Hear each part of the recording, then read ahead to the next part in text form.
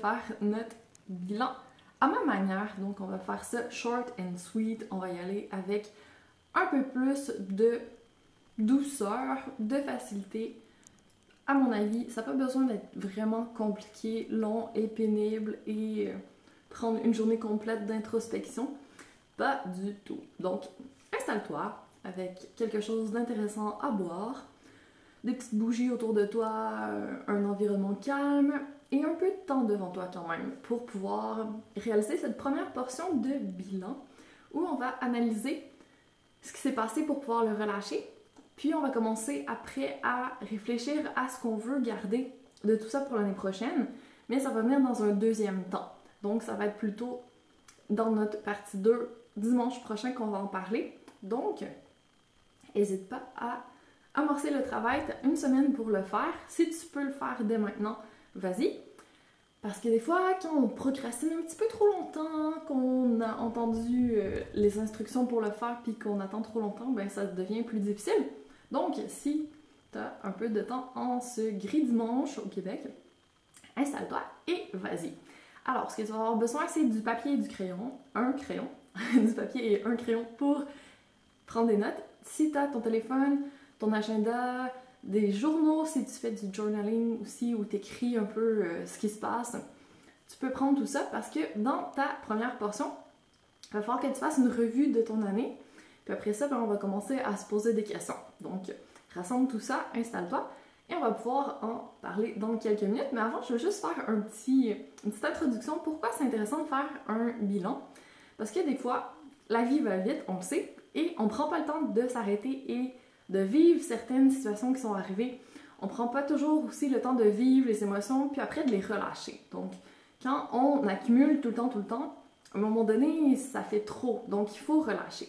Alors, si c'est possible, on le fait au fur et à mesure. Si c'est pas possible, ben, le bilan de fin d'année, c'est fait pour ça. Donc, ça vaut la peine de le faire pour pouvoir se rappeler des belles choses qui se sont passées, pour pouvoir apprendre des choses un petit peu moins intéressantes qui sont arrivées aussi, puis pouvoir repartir l'année prochaine avec une intention. Donc, pas juste d'enchaîner les années et de laisser tout couler sans savoir ce qu'on veut dans la vie, ce qu'on veut vivre comme expérience cette année. Donc, le bilan, ça donne une direction un peu à tout ça. Donc, on regarde un peu ce qui s'est passé, puis après, ben, on décide où on veut aller. Donc, on peut décider direct où on veut aller, mais c'est quand même mieux avant de faire une petite analyse. Comme ça, ben, on a tous les éléments en main pour pouvoir faire des meilleurs choix l'année d'après. Il y a mon chien qui vient d'entrer, donc désolé si vous entendez des petites papates qui marchent sur le sol. Donc, si tu es prête, on va commencer doucement. Donc, la première portion que je t'invite à faire, c'est de prendre ton téléphone, de prendre ton agenda, de prendre tout ce qui t'aide à faire pour chaque mois une petite revue. Donc, tu peux écrire les mois de janvier à décembre, puis regarder ce qui s'est passé à ces mois. Et tu vas essayer de trouver à peu près 3 mots, 3 événements importants, 3 choses qui résument ton mois. Donc, ça peut être rapide, hein? Tu peux faire ça en 15 minutes si tu es vraiment efficace. Essaye de ne pas te perdre dans tout ça parce que quand tu prends beaucoup de photos, quand tu prends beaucoup de notes, ça peut prendre un petit moment faire le tour de tout ça. Et c'est pas le but. On veut pas se perdre là-dedans, on veut juste aller au point essentiel, puis le dégager. OK? Donc ça va être ta première étape, faire un résumé par mois de ton année 2020. Juste pour te remettre dans le bain. Ensuite, tu vas arriver à la portion questions. Donc, je vais te donner les questions. Tu prendras le temps d'y réfléchir. C'est vraiment pas compliqué. On va résumer ça en commençant par le positif. Donc, quels ont été mes bons coups durant cette année?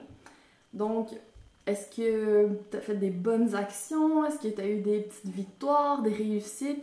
Est-ce que tu as eu des avancements à certains niveaux dans ta carrière, dans ta vie? Est-ce que tu as fait des formations qui t'ont permis d'apprendre des nouvelles choses? Est-ce que tu as fait de la connaissance de nouvelles personnes? Que tu as été à des nouveaux endroits? Donc, quels ont été tes bons coups?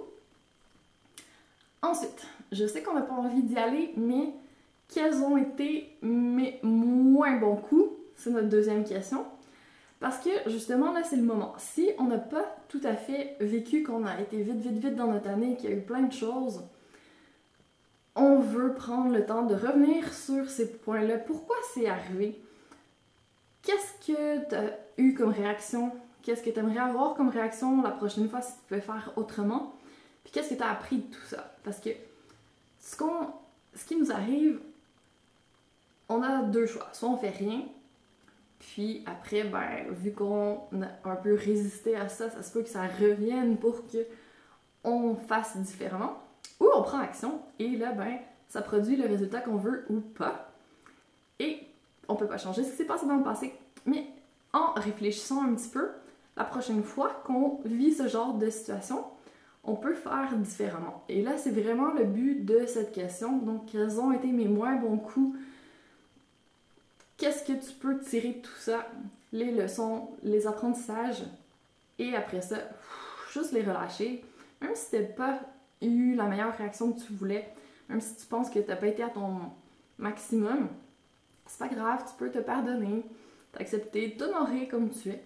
Et la prochaine fois, ben, ce sera une autre histoire. Mais c'est ça, on reste pas accroché à ça. C'est arrivé, c'est fait, c'est correct. Puis la prochaine fois va être différente, tout simplement, en 2021. Donc, ça c'était notre deuxième question. Notre troisième question, justement, qu'est-ce que j'ai appris cette année? Donc, peut-être qu'au niveau professionnel, en étant plus en télétravail, peut-être que tu as changé de travail, qu'est-ce que tu as appris en pouvant moins voyager, moins sortir, moins voir de gens? Est-ce que tu as passé un peu plus de temps à apprendre comment tu fonctionnes, à faire du développement personnel, des formations? Est-ce que tu as fait de la lecture? Est-ce que tu t'es découvert des nouveaux loisirs? Donc, qu'est-ce que tu as appris cette semaine dans les différentes sphères de ta vie?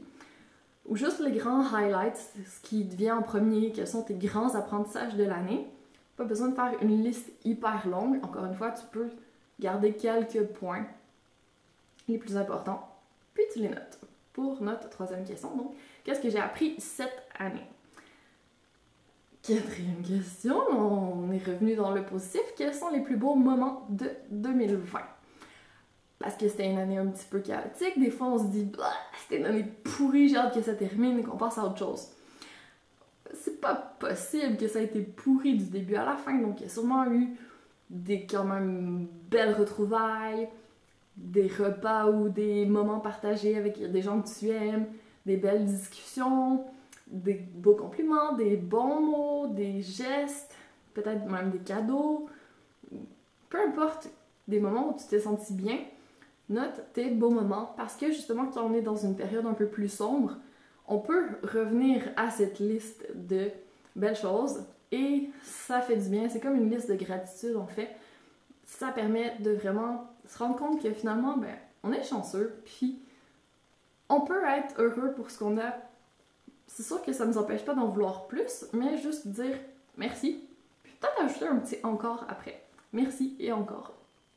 C'est correct. On peut être tout à fait reconnaissant pour ce qu'on a, puis en vouloir plus pour l'année prochaine, voir des choses différentes. Ça n'empêche pas qu'on est reconnaissant quand même. Donc, juste faire une petite liste de beaux moments de gratitude. Hein? Le dimanche, journée parfaite pour ça. Donc, allons-y. C'est notre quatrième point. Et le dernier, notre cinquième, donc ça tient en 5 questions notre bilan, hein, c'est pas si pire. Ça va être de résumer ton année en 3 mots.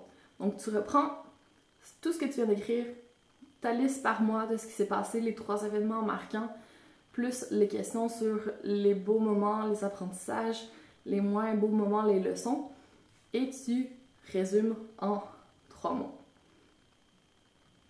Et si tu avais fait l'exercice l'année dernière, j'essaie toujours de faire en sorte de mettre un mot pour mon année, puis tu peux voir, est-ce que ça match avec ce que tu avais mis l'année dernière. Donc, si c'est pas ton premier bilan, tu peux ressortir le bilan que tu avais fait pour tes prévisions pour 2020 l'année dernière et voir où tu en es. Des fois, c'est vraiment étonnant parce que on se rend pas compte quand on est dedans, mais justement de prendre un petit moment où on prend de la hauteur, puis on regarde tout ce qui nous est arrivé, tout ce qu'on a fait, tout ce qu'on a accompli, ça peut être vraiment étonnant. Des fois, on a fait beaucoup plus qu'on croyait, même si ça s'est pas passé comme on voulait. Ça veut pas dire qu'on n'a pas avancé, qu'on n'a pas été dans la bonne direction durant notre année. Donc, petite tape dans le dos, bravo pour tout ce que tu as fait cette année. Plutôt que de toujours se taper sur la tête, de se dire j'ai pas fait assez, j'ai pas fait bien, j'ai pas donné mon meilleur. On peut toujours donner notre meilleur, mais on a fait notre meilleur au moment où ça s'est produit et c'est correct comme ça. La prochaine fois, ça pourrait être différent, mais faut se dire bravo puis être quand même fier de ce qu'on a accompli cette année, dans cette année de grands changements, et justement qui va nous amener vers une autre ère. Donc, je sais pas si tu as entendu parler de l'ère du Verseau, dans laquelle on va entrer incessamment sous peu. Donc, on était dans l'ère du Poisson depuis presque le début de Jésus-Christ, donc ça fait vraiment longtemps qu'on était dans le même signe, le même mood, la même énergie, et là, tout ça, c'est en train de changer. Donc, je trouve ça vraiment intéressant de voir l'astrologie, à quel point ça peut expliquer un petit peu ce qui se passe en ce moment, que c'est vraiment dans l'air et que on est soutenu là-dedans, que c'est une étape, puis c'est correct. On va progresser là-dedans. Donc, faut avoir confiance que ce qui s'est passé cette année, on était capable de le prendre, on a tiré des leçons, puis l'année prochaine, on va faire différemment. Et c'est ce qu'on va réfléchir dans notre prochaine séance, où tu auras encore une fois besoin de ton espace confortable, d'un papier, d'un crayon, et où on va pousser un petit peu plus loin notre réflexion par rapport à ce qu'on va rechercher. Ça promet. Donc, mets beaucoup de douceur dans tout ça, essaye de prendre soin de toi cette semaine aussi. Donc, je sais pas si c'est partout, pareil comme au Québec, mais nous aussi, on est pratiquement en reconfinement assez restrictif, et ça va être la même chose pour les fêtes. Donc, super important de prendre soin de soi, même si c'est pas assez promu, je trouve. L'immunité, ça part de bien dormir, de bouger, de bien manger, de prendre soin de soi. Donc, c'est tellement, tellement valable, ne serait-ce que pour notre santé physique, mais pour notre santé mentale aussi.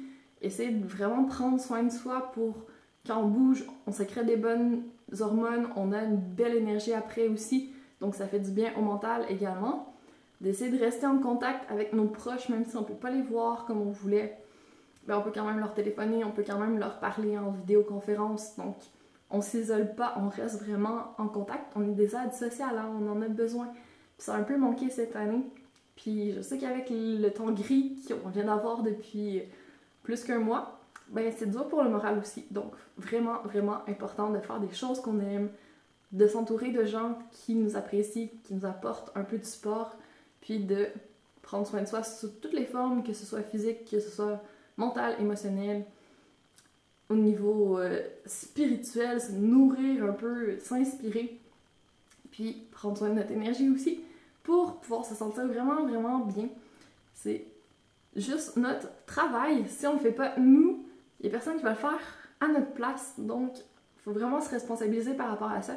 Puis, peu importe que ce soit la fin de l'année, qu'on soit super occupé, qu'on pense qu'on n'a pas le temps, qu'on pense qu'on a tellement plus d'énergie qu'on ne peut pas faire ça, on peut toujours retourner la roue puis repartir sur une bonne base. Donc, ça vaut vraiment la peine de commencer par une petite chose si on ne l'a pas fait ces derniers temps. Je donne une suggestion à chaque jour jusqu'au 24 décembre, donc il y a plein de manières de se donner un peu de douceur, de prendre soin de soi d'une manière qui nous plaît. C'est pas obligé d'être rigide, c'est pas obligé d'être plate. On veut du plaisir, on veut de la joie, c'est la période des fêtes, donc on peut s'en donner à nous-mêmes si c'est pas possible d'aller la chercher à l'extérieur.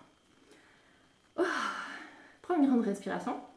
Si tu as le temps de faire ton bilan maintenant, je t'invite fortement à le faire. Sinon, à y revenir le plus tôt possible. Tu as une semaine pour le faire, donc amuse-toi bien. Passe une magnifique journée. Nous, on se dit à dimanche prochain. Puis si tu as besoin d'inspiration d'ici là, tu sais que tu peux la trouver sur ma page Facebook avec ma petite douceur du jour, notre calendrier de l'Avent. Donc, n'hésite pas à en profiter et écris-moi si tu as des questions, des commentaires, quoi que ce soit. Ça va me faire plaisir de parler avec toi. À très bientôt!